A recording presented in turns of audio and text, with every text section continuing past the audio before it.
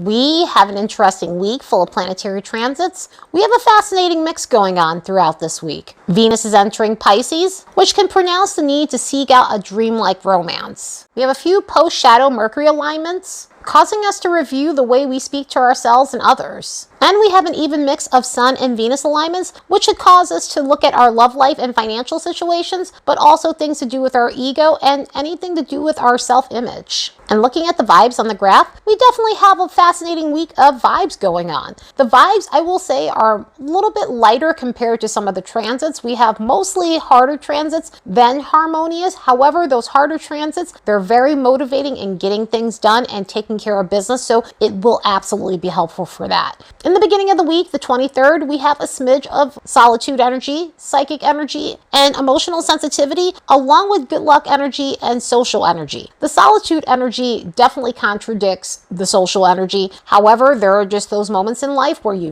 don't want to be bothered with people, but at the same time, it can't be helped, so you're having to deal with that and navigate through that. But luckily, that social energy and the good luck energy are the highest on the graph, so you can find yourself pulling yourself out of a mood if you happen to be in a mood through the beginning of the week and just going and having a good time. And with some of the Jupiter energy we have going on through the week, it can really help mitigate some of those gloomy moments and make us more jollier than normal. And again, bring in some fortunate energy. From the 25th till about the 28th, we have romantic energy, which is intersecting psychic energy. And throughout the weekend, we have some ambitious energy, mental energy, and that good luck energy is popping up. So overall through the week, even with some of the harder transits that we have going on, there are going to be those moments where we have some sweet spots. We are going to feel more intuitive than normal and extrasensory than normal, and our dreams may be more vivid than normal, and a lot of ways profound, in a lot of ways prophetic. So this could be an interesting week for that, especially with Venus going into Pisces. We're going to start having that dreamy energy going on, so it will definitely promote more psychic activity. So this is totally a fascinating week for sure. Let's look at the next bunch of days and see what we can expect. On the 23rd,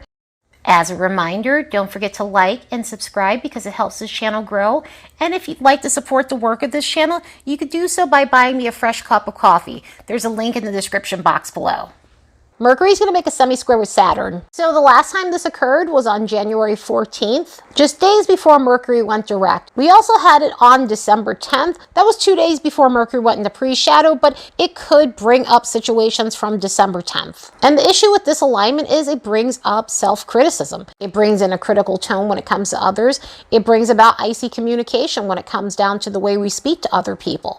The thing about this one is, at least it is in the post-shadow period, so we could be finding solutions to these problems. We could be finding solutions to any harsh judgment we've received from other people or harsh judgments we've given ourselves. So this at least has some sort of solution energy to it, and it can have a bite to it still, but it isn't as harsh as it might have been during the retrograde itself. So this could be a time of concluding how to work on your inner dialogue, and also, again, the way you speak to other people. The 25th could feel like an intense day for relationships, with Venus making a semi-square to Chiron, but also making a semi-sextile to Pluto. So this can bring up wanting to heal from past disappointment, but also dealing with intensity in relationships. With both of these planets connected to Venus in this way, it could be a time of intensity. It could be a time of self-doubt when it comes down to your romantic situations. It could be a time of dwelling on past disappointment in relationships. With the Pluto stuff here, it could be a time of intensity in relationships. So this could be situations where there's power struggles. There could be issues where somebody is combative, or there could be situations with retaliation in relationships, retaliating with petty behavior within relationships. So this can bring up a lot of stress within unhealthy romantic unions. But this will have us reevaluating our situations overall. So the good thing about this is it does pronounce the need to actually make the changes that you need to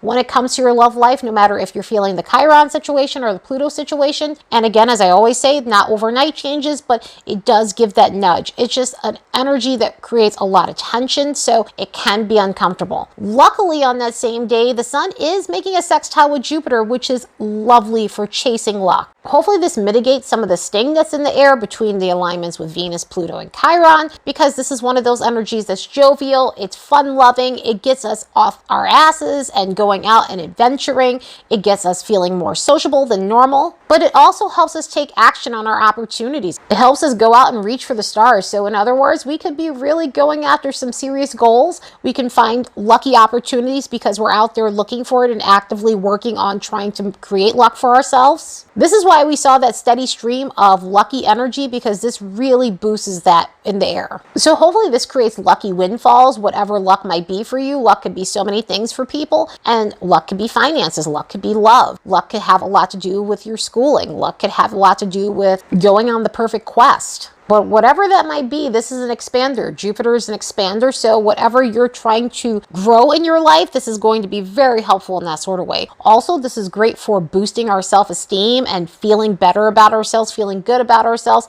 Again, hopefully it's mitigating some of that Chiron stuff. We've got some contradictory energies going on that same day, so it can make things a little bit weird, but at the same time, we will be able to dust ourselves off better and pick ourselves back up again. On the 27th, Venus is going into Pisces.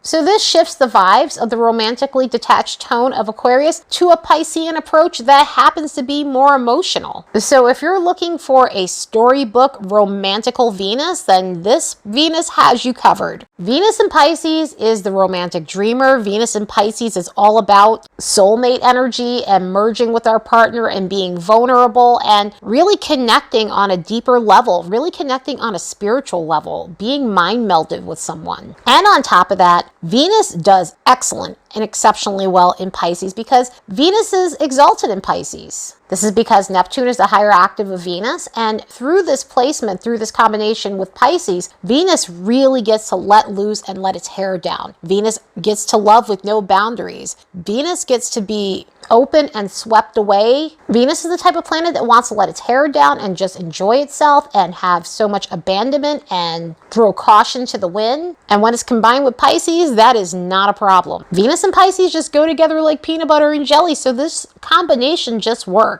And this will bring in a ultra romantic tone to it. Unlike the tone that we're just coming off of with Venus and Aquarius that's emotionally detached, this one will allow us to get into our feels. So if you've been wanting to feel your feelings and you're the type of person that enjoys that kind of stuff in romance, then this has got you covered. In this energy, flirtation is more romantic and less crass. It's very starry-eyed. It's very dreamy. So if you're single and you're looking for that type of love, you're looking for that type of connection with someone and that immediate star-crossed lover sort of connection, this type of energy inflates that for sure. If you're wanting someone that's spiritually deep and that soulmate sort of quality to someone, this energy can enunciate those types of people. It can bring those types into your life around this time. So it's very connective in that way. We go beyond the superficial with this. The Venus and Pisces energy is about connecting on a soul level. So this is going to be a time where you're meeting those like-minded people where you just have that connection and are on the same wavelength. In a lot of ways with the Venus and Pisces energies, it's not even so much that it's a spoken thing, it's just a vibe thing. And it's just something that the two of you can feel. It's almost like communicating without words within this energy. So for those who are in romantic unions, those are who are in committed relationships or dating with someone, you may be more in tune to your partner's emotions. You may be able to feel their vibes more. This could be a time where intimacy is very much spiritual in a lot of ways, very tantric in a lot of ways. Like there's a feeling of transcendence within this energy. This could be a time of really melding with your spouse. Also, this brings in an empathetic tone to it as well. So this could be a time where you're seeing that you're getting more compassion from others, you're getting more compassion from your loved ones, your romantic relationship, and you're also giving back the same sort of caring energy to other people. This could be a time of high creativity as well. The lovely thing about this connection is it's great for helping us connect to our creative side. It's great for helping us connect to our artistic side, especially our musical side. The musical side of this is excellent. This could be a great time for going to concerts or enjoying live music, or if you're the type of person that creates music, this could be a time where you're feeling a nice flow. You're getting into a nice flow state when it comes down to the art you're creating or the music you're creating, including poetry. This is a very poetic sort of Venus, so we could feel wordy in that way, where our words just have this lovely flow to them. Of course, there is a lower expression when it comes to this energy, and one of the things with this is, as lovely as it is, as loose as it is, we have to be aware of dishonesty within this energy. We always have to be aware of that regardless, but you have to be aware of that when it comes down to using your discretion. Sometimes this type of energy combined can give us rose-colored glasses, and we can idealize what we want to see in a person or a partner rather than the honest truth about the person. You know, giving people the benefit of the doubt is okay. However, it has to be earned. This is a type of energy where, you know, if you're single or you're just meeting meeting someone, this could be one of those things where you're a little bit too trusting, and you can't always be like that with people. You don't want to be on the extreme case end where you don't trust anything or anyone at all, but there has to be a fine balance, and you have to use your discretion. A lot of the times people show their hand in the beginning, so it's up to us to determine whether or not we want to accept that sort of behavior. And the dishonesty doesn't have to necessarily come from other people. It can come from us. Within this energy, what's nice about it is it's compassionate. However, it can be the type of energy where sometimes you're not wanting to say the wrong thing and you're wanting to spare someone's feelings, so you might be a little bit dishonest to spare them, which is not healthy. There's obviously ways to tell someone the truth without coming off harsh, but it's also unhealthy to not say what needs to be said and sugarcoat things. We have to be aware of losing our identity when it comes to this in terms of our relationships, because what this does is it allows for us to meld with people, but you don't want to become so melded you don't know where you start and your partner ends. So something that you want to be aware of with this. There can also be an escapism issues that come up within this energy. So we want to make sure that we're not escaping in food, drinks, stimulants, and things like that, because it can get inflated within this energy. And there's a tendency to be a bit flaky within this energy and not have as much follow through. So you just want to be aware of that as well, because that in itself can be problematic. You got to follow up on things in life. Sometimes we can't always be perfect because we have stuff on our mind, but this energy can definitely inflate the flaky side in things. Other than that, use this to get back in touch with your emotions after that Aquarius energy we had. Although we have more to come and we're still in Aquarius season and Mercury will soon be in Aquarius within a few weeks, let's enjoy this Venus to get back in touch with our feels so we can feel our feelings and actually be more romantic when it comes down to our relationships. On that same day, Mercury is going to make a square with Chiron. We had the first hit of this on December 14th, then on January 11th, because this is a retrograde alignment. So now that we're here on the 27th, this should help us in terms of repairing things. This should help us in terms of repairing the way we speak to ourselves and others. During this Mercury retrograde in Capricorn, there was a lot of negative self-talk. Mercury retrograde in Capricorn, the reason why it can be hard is Capricorn is the type of sign that is very realistic, and sometimes that dose of realism can turn into pessimism, and this could inflate that pessimistic side in us. And so if you're experiencing this during the retrograde where you're having a lot of harsh inner dialogue, this could be that time where you're finding solutions to get through that. Because one of the biggest themes was getting over being overly judgy on ourselves, also being overly critical of others. So at least with Chiron coming into play, Chiron is about our healing. This could really help us repair the way we speak to ourselves and the way we speak to others. And also, this could help us to stop glossing over the past, because an alignment like this causes us to think of the past and not think of the past in a fun way, in a nostalgic way, in a way where we're thinking about bad memories or any wrong that's ever happened to us. It tends to get heavier in this energy because we tend to ruminate on the things in the past that we can't change, past judgments, past things people said to us, past things that we deemed as mistake, or areas where we felt like an imposter, like imposter syndrome and things like that. So hopefully, since this is the post shadow, you guys are working through this and clearing this up and finding ways to think highly of yourself again. And it's going to be necessary to work through a lot of that, because the next day, the sun's going to make a semi-square with Neptune, which can be a very draining energy.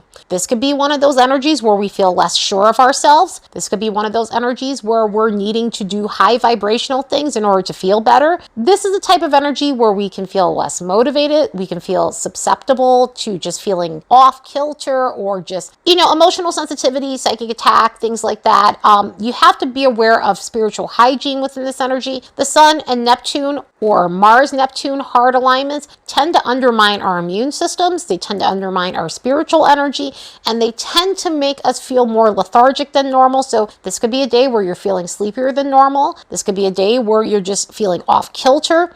Also, you want to make sure you're not overdoing it when it comes down to Googling symptoms, because this is one of those energies, Sun-Mars, Neptune-Mars, and Sun-Neptune. Sometimes it can bring out the hypochondria in us. So if you're feeling off, try to make sure you're doing what you need to do for yourself. Try to make sure you follow up with your doctor and things like that, rather than just Googling all of your symptoms, because this is one of those things that that can, overly inflate that sort of feeling of hypochondria. And it could be a very moody energy. It could be a fluctuating energy. And so you just want to make sure that you're balancing yourself out and you're grounding yourself the best way you can. One of the best ways to ground yourself within this energy is through giving yourself energy healing or just receiving Reiki, balancing yourself out through spirituality, a tarot reading, going to a crystal shop, buying some crystals, getting out in nature if it's warm enough, which I know sometimes that's not easy in January, depending on where you live in the world, but this could be one of those days where it's necessary so that way you're feeling less off kilter. And if you're needing rest, listen to your body and take a nap, relax, veg out on your favorite shows or something, because sometimes with these alignments, it's our body's way of telling us we need a little bit of a break. And if you're feeling hazy, if you have the luxury to, try to go back to things the next day when you're feeling more clear-minded, because this tends to bring in that mental fog and causes us to possibly not have the best judgment. So you just want to be aware of that within this energy. Like I said in the beginning, this week is a bit fascinating with some of the transits we have. I mean, we do have our sweet spots,